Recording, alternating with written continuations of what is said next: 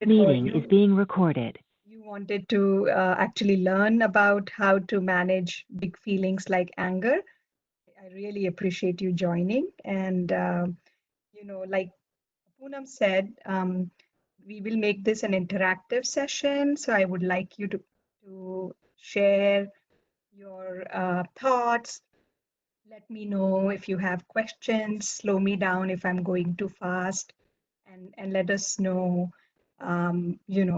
what questions come up during the presentation. Okay, so let's try to make it interactive and fun. So here we go.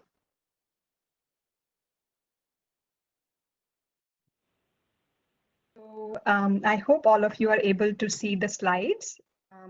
Maybe I'll go Yes, and make Dr. them Leena. Yeah. even bigger.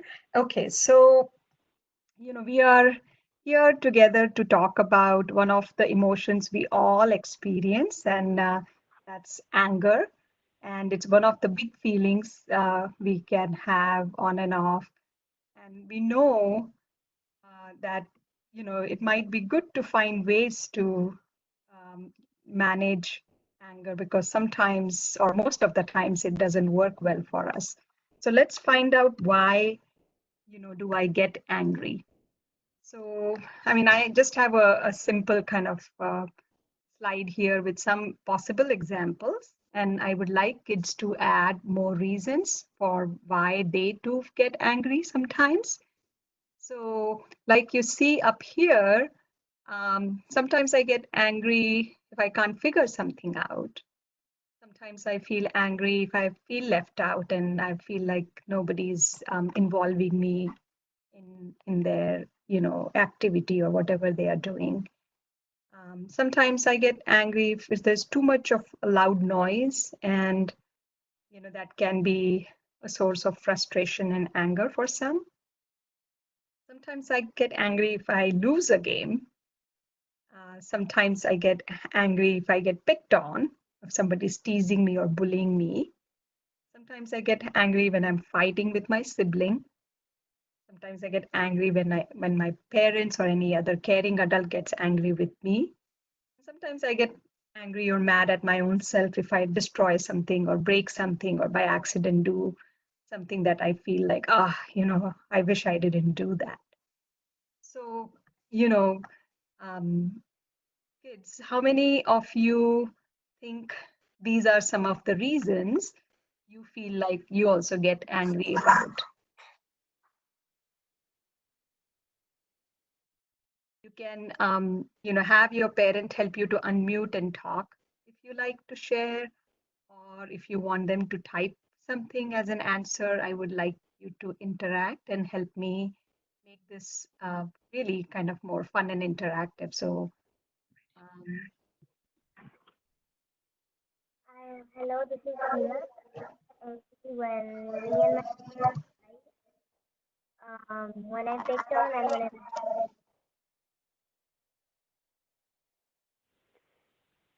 Simran, if you can summarize, voice was not very clear. That will be helpful.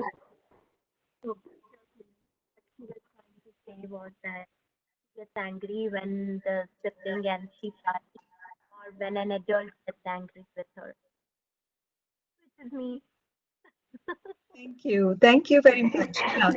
So that's something, it makes sense, right? Like when you're fighting with your sibling or when somebody gets angry with you, or if you're not able to figure something out. I hear one more response here. Poonam, could you read that out for me? It went away quickly. Sure. So you get angry when you have many things to do and you feel like you cannot do everything in time, like overwhelming feeling. Then it comes in the form of frustration and anger. Right. That's actually true. Often when we are overwhelmed, that's when we feel like we are quick to show anger or quick to react in that feeling of feeling overwhelmed or frustrated. So good. So I I think will tell you, Dr. Leena, I did ask that question to my son. So he said when internet is slow, he gets angry. because he's not Absolutely. able to play his game well. So it's kind of, you have already written that I lose a game. So that is, Right. I think, a lot of people feel angry when they lose a game, or there is a delay because of the bandwidth. So that's another thing we are observing among our kids. Yeah, I saw There another. is one more response. Mhm. Yeah. When I have to do something and I don't know how to do it. Yeah, it's almost similar. Sharing that. Thank you, Akshay. Thank you. I'm really impressed. The kids are really coming out with some very authentic responses. I think we can totally relate to those situations, right? When you can't do something that you want to, or you can't figure it out, or you were excited to play a video game and the internet speed is slow, or it's not as optimum as we would like. So, the what I'm hearing is that more than anger, I'm also hearing you guys are bringing up some other emotions, like maybe there is a little bit journey that we go through. There's sometimes irritation, sometimes frustration, sometimes feeling of overwhelm, or feeling very overwhelmed. And then often it leads to like really that last part called anger. So, this slide tells us that actually what we understand is when we have a response which shows our anger, it's actually almost like the tip of an iceberg. So, how many of the kids here know what an iceberg means? Most of you know?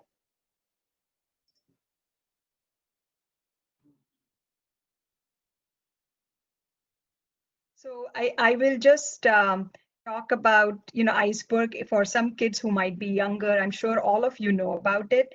So iceberg is, just like in this slide, there is a little triangle you're seeing, and then you're only seeing the tip of that triangle, where we see the word angry. And so usually, an iceberg is usually floating in the water, and usually what we see is just it's like a big, huge, giant block of ice floating, and we see just the tip of the iceberg, and rest of the big, humongous part of that ice is actually hidden under the water. So if you see, we have a little like wave here. So imagine this is like an ocean or a sea, and there is this huge block of ice, and what we see is just the tip on the surface, but underneath the surface, there is a huge, big block of ice. And so, this is basically one way to understand that by the time we get to presenting or being angry, or having a lot of angry response, usually we've had something underneath that's been going on, that's slowly building up, and then boom, we come to that tip of being angry. So for some of the reasons we discussed in the previous slide, like if I don't know how to do something I really want to do, I feel frustrated. If somebody teases me or picks on me, I feel humiliated. If I, um, scared could be if I'm scared to lose that game and I'll have to pay a price for it. It could be that could be one way to feel scared. If I am left out and people don't involve me in their group, I feel rejected. And then sometimes people may be mean to me and they may hurt my feelings. So what we know is that underneath the very big feeling of anger, there is usually a slow buildup of, um, different feelings, such as frustration, such as humiliation, feeling fearful or scared or worried, or feeling sad. I mean, I don't have all of them listed here, but that's kind of what really happens. That, often we may have little things slowly building up and we are not quite paying attention. And then, what comes out is boom, this anger.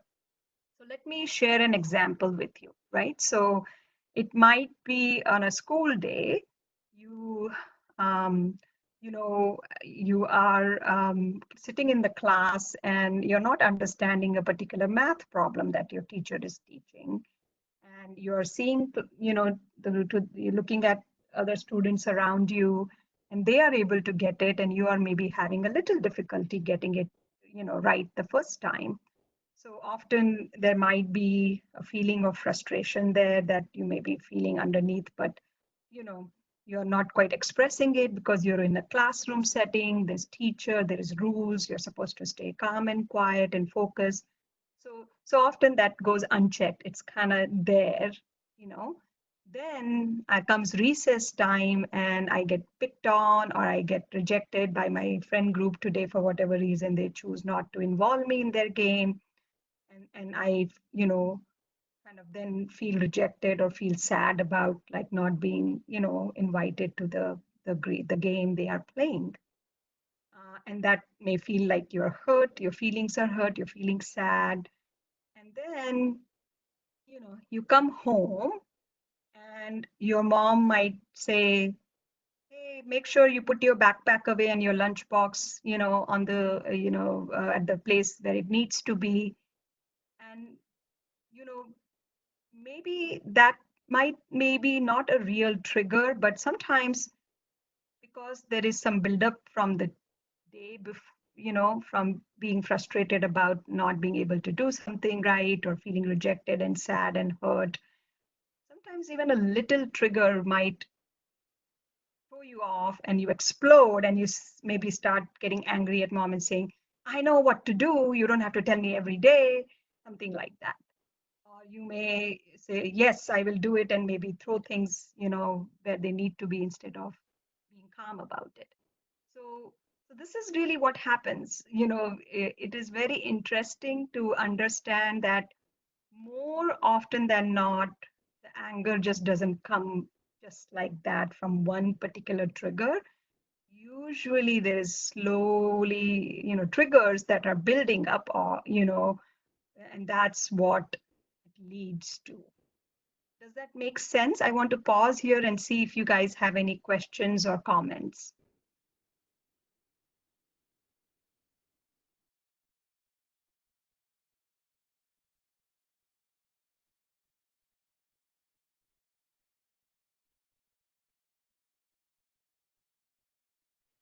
Okay. Leena, I don't see anything. Yeah. Okay, so we'll keep going. So then let's find out. Where's my So we do have one comment. So uh, one of the kids is saying this is exactly what happens.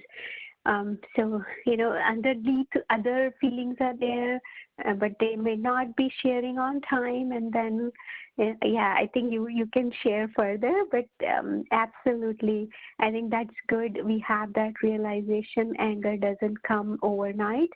There might be, it's not a primary emotion as we say, right? It's secondary emotion. Primary reason is something else. So thank you for sharing that. Yes, thank you so much. So now let's try to, I'm actually having a little trouble moving my slides. Bear with me. Um, We are seeing that volcano slide. that's right.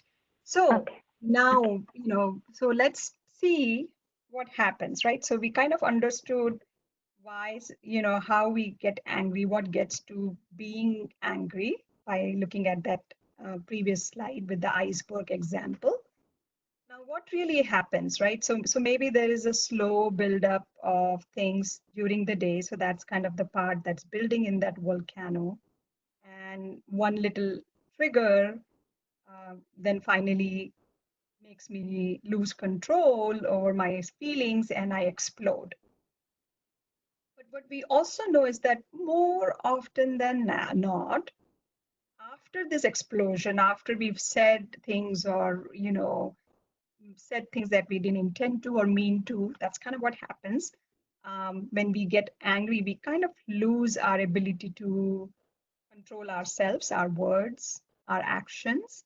And so when we explode and say or do things that we don't intend to, often when we calm down after that explosion happens, we feel sorry. And then we often feel a little bit of remorse most of the times. Oh, maybe I shouldn't have gotten so mad about this. Maybe I could have done something else. And so, how many of you think that's something you've experienced? Do you think you relate to this slide that after getting angry and reacting or saying things and doing things that you don't intend to in that moment you did, and then you feel sorry?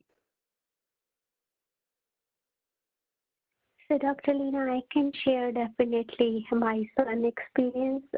So when he gets angry, I just keep calm, and then he comes back and he apologizes. He says sorry, and he admits he should not have done that.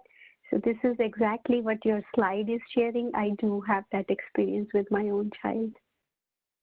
Thank you, Poonam, for sharing that. And I saw another response where I think a kid said yes, that they are able to relate with this. So, Right. okay, so let's move along. So now that we've understood a little bit about what happens when we get angry, how we get there, and what it does to us, let's find out if you think is anger your friend or your enemy. So, one group might say, you know, it's actually good to be angry because it drives you to the point to point out something if something is unfair or not right. So often, we when we want to prove our point or when we sense something is unfair, we may choose this emotion to say, hey, this is not fair, this is not right, I think my point is right. So yes, it may be helpful that way. It can motivate you to fight harder. So if I didn't do well in a test today, then and I realized that, oh, I could have studied a little bit more, that's why I didn't do as well, and you're maybe upset or angry about why didn't I spend that extra time to review that stuff that I didn't know on the test, then it can also, that anger or that feeling of like, I'm frustrated with myself about why I didn't do well, can be a source of motivation to fight harder. And sometimes what we know is that if there is a buildup of stress and worry and sadness, like I said in that slide of iceberg, like usually it's a buildup, it can be a temporary release, and you may feel like, it feels good that I was holding on to so much, I was bottling up so many emotions, and now, boom, it's gone. And for a moment, it might seem like, it's good.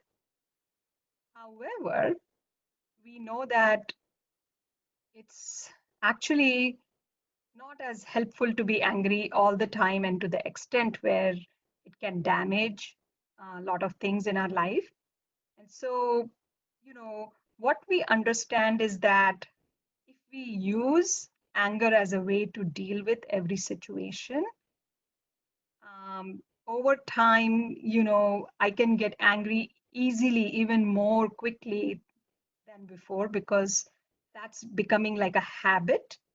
So everything you know, I'm working on is using anger as a way to show my power, my control, my upset or frustration. So, you know, it is well known that it can over time make things worse, because that habit of being angry is not something others appreciate. It may affect your relationships, whether it is with your parents, with friends, with your siblings, with your extended family, or whoever you value in your life. And then, like we said in that you saw in that volcano example, we feel sorry and guilty about getting angry. In the moment, it might feel like it's a temporary release of the stress, but once we calm down, we realize, oops, I shouldn't have done that. And so it really often doesn't really help us solve the problem. Maybe it helps us to avoid the problem, push it away, or maybe helps us maybe to even show that there is a problem through our emotions, but it really doesn't help solve the problem. So, what do you guys think? I feel like it's more of an enemy than friend to me. But I know kids like also the term frenemy. Frenemy. Am I saying it right? So it could be a friend if it's valid and if it's in a limit. It's like in a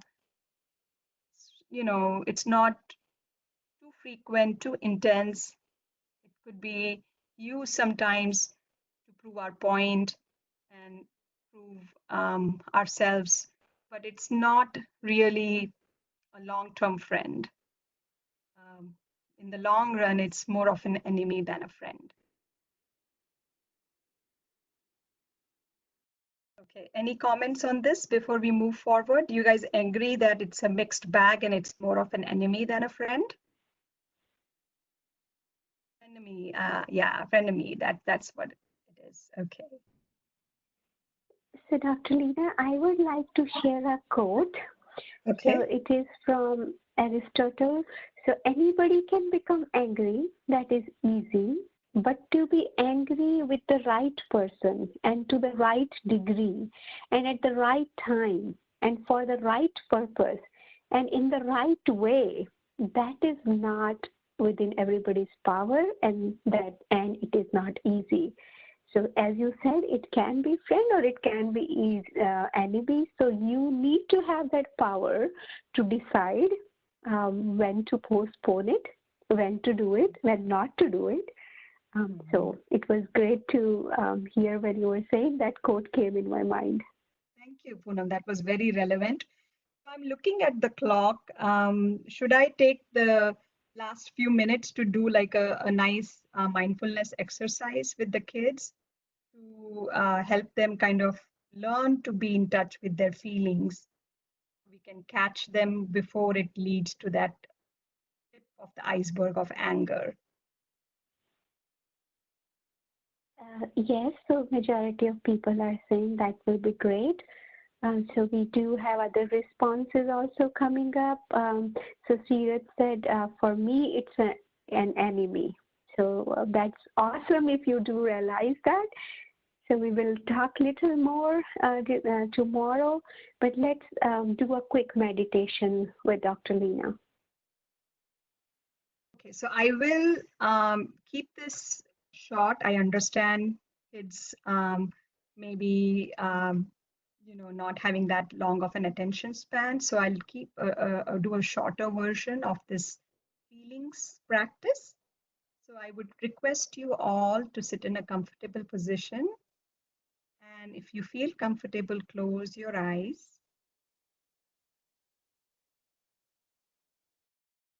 If you're not comfortable closing your eyes, you can look at a spot about a foot away from you. So you're trying to stay focused and you can follow the commentary I'm going to provide. So for kids, I would say raise your right hand and put it on your tummy or your belly. And let's take a moment to bring our kind and curious attention to our breath. Breathing in, noticing how as you breathe in deeper, your belly rises. Breathing out, noticing how your belly goes down. Breathing in, imagining air is inflating your lungs like balloons. Breathing out, imagining the balloons are getting deflated again.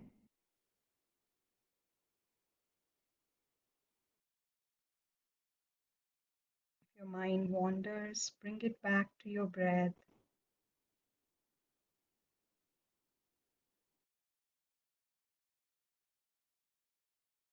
And as we are getting more calm with breathing in and out, you pay close attention to your in breath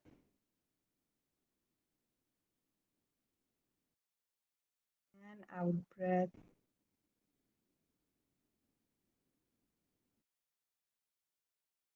You may notice a little pause in between your in breath and out breath. This little pause is your still quiet place.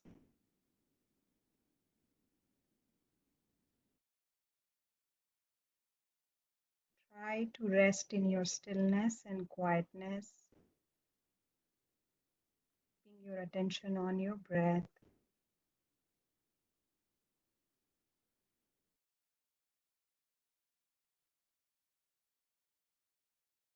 It's okay if your mind wanders. You bring your attention back to the breath and the rhythm of the breathing, and rest in this stillness and quietness for a few more seconds.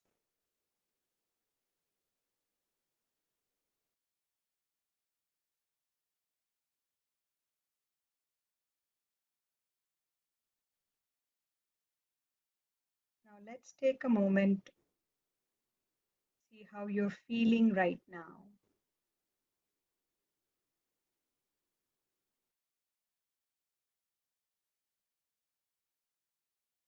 Maybe you're able to name the feeling. Maybe it's happy, relaxed, sad, angry, frustration, or frustrated.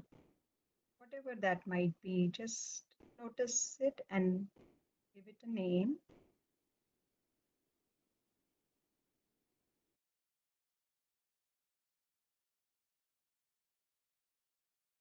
Now let's take a minute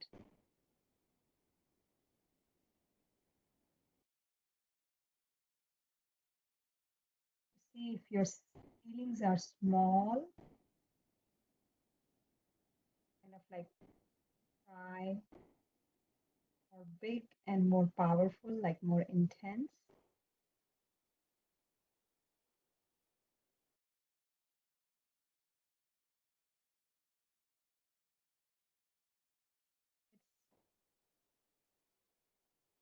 It's also interesting to know that feelings live in our body in different body parts. Take a moment to see where your feeling is sitting in your body. Is it sitting in the chest? Is it stirring in the belly or your tummy? Or is it resting in your big toe?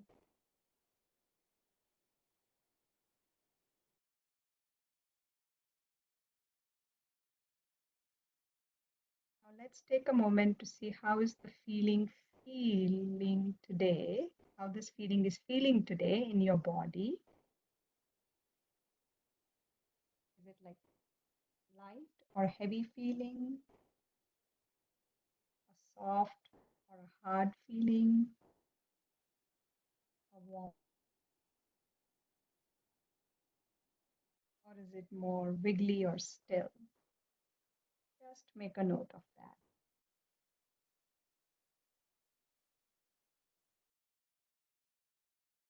Now let's see if your feeling has any colors.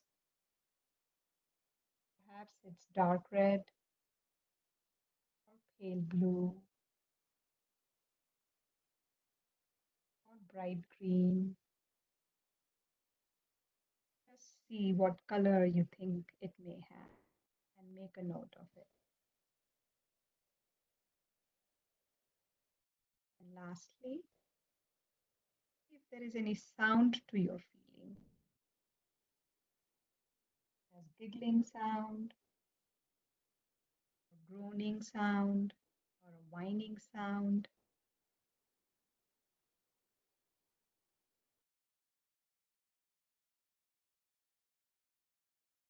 Now that we have named the feeling, notice how it feels and where it sits in our body. Notice the sound and color of the feeling. Let's see what it wants us to do. Sometimes we just need to let it rest and give it space and time. Sometimes we need to do a little bit more. We'll work on some other ways to deal with our feelings in the next few days.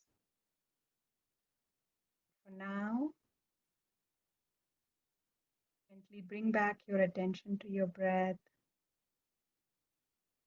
Slowly expand your attention back into the room you are in. Maybe you can wiggle your fingers and toes. And when you feel ready, open your eyes.